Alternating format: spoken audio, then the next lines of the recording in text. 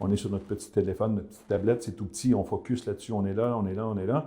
Et le temps passe, on s'en rend même pas compte parce que ça nous fait descendre au subconscient. Combien de fois on est sorti de nos réseaux sociaux, puis ça fait déjà 1 heure, je suis là-dessus, merde, j'ai perdu 1 heure.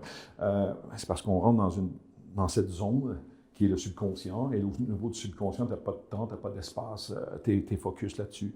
Et les réseaux sociaux ont cette capacité d'attirer l'attention. Et ils le savent, hein?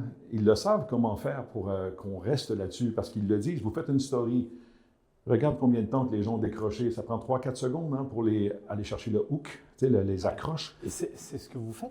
Oui, en quelques secondes, on va chercher l'accroche avec la musique, les effets spéciaux, la voix, ma technique, la façon de bouger. Une fois que le focus est là, le subconscient s'ouvre et on peut travailler avec la personne par la suite.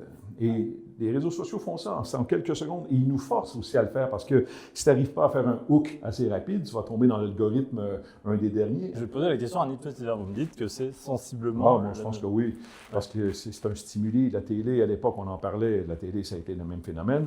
Et si vous regardez juste les dessins animés maintenant qu'on présentait dans les années 70-80 et aujourd'hui avec les dessins animés qui sont présentés aux enfants à la télé, le nombre d'images par seconde est beaucoup plus rapide aujourd'hui qu'à l'époque. À l'époque, on avait des changements de scène pratiquement peut-être aux 10-15 secondes. Aujourd'hui, les scènes, une scène d'action, un autre qui court, un autre qui...